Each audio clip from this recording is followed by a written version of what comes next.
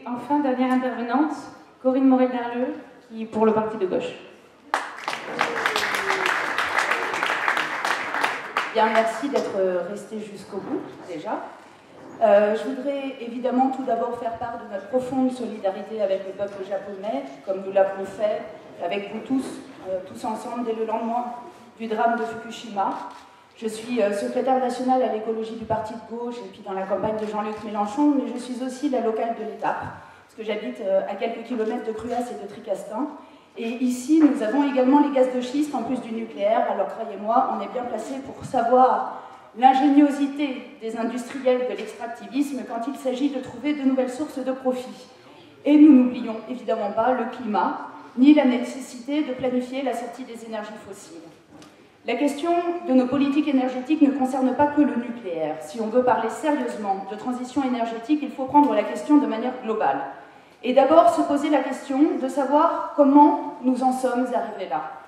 On ne peut pas se contenter de réparer les dégâts les plus visibles, sinon on risque fort de se retrouver les mêmes, dans la même salle, avec les mêmes questions dans 5, 10 ou 15 ans. L'urgence écologique est le résultat d'une politique délibérée d'exploitation. L'exploitation sans limite des individus et des écosystèmes au nom du profit. N'ayons pas peur des mots, ce système s'appelle le capitalisme. Et il n'a que faire de l'intérêt général. On l'a vu à Fukushima avec l'opérateur privé TEPCO qui a dissimulé des dysfonctionnements pour ne pas faire chuter son cours en bourse. C'est pourquoi pour nous, au front de gauche, on ne peut pas être écolo sans remettre en cause le système. Pour nous, l'humain doit reprendre le pas sur l'économique et on ne peut pas laisser le privé jouer au casino sur le nucléaire. C'est la première priorité, car quoi qu'on dise sur la sortie du nucléaire, les centrales aujourd'hui, elles existent, elles sont là, et selon l'autorité de sûreté nucléaire, elles ne sont pas aux normes de sécurité post-Fukushima. Alors vous le savez, le programme du Front de gauche s'appelle l'humain d'abord, ce n'est pas pour rien.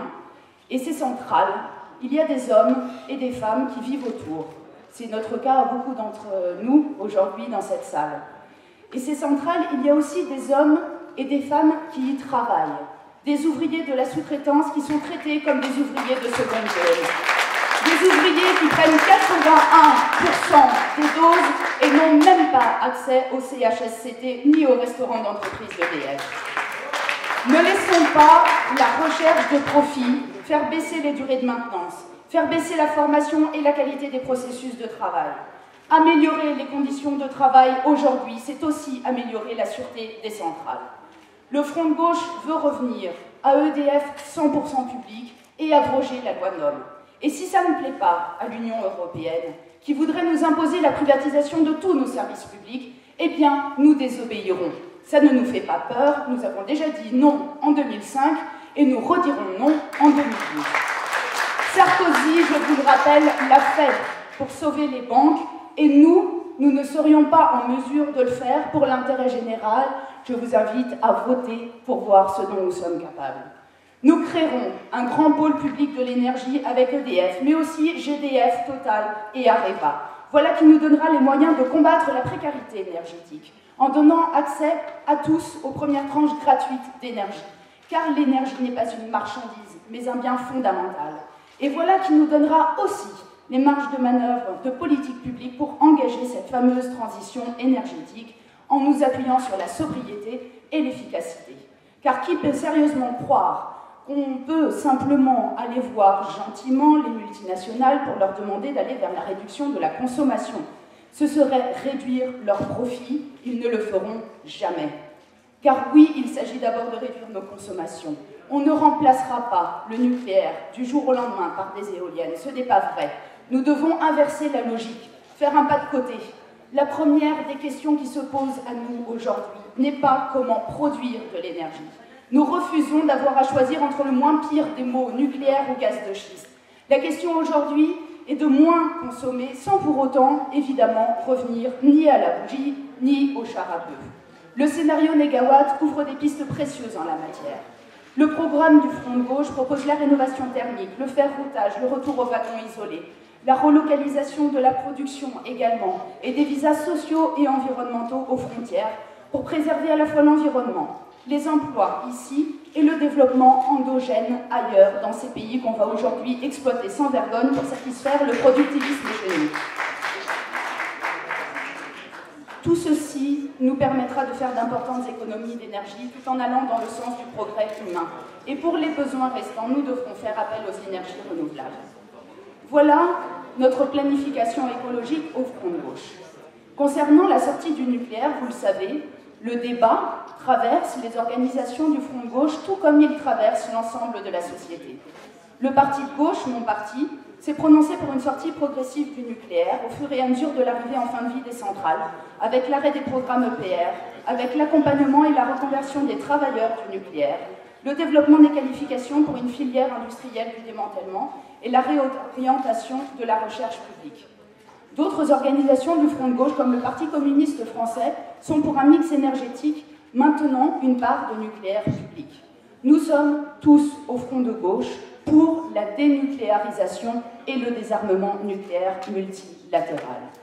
De manière générale, ce débat nous engage toutes et tous pour des générations.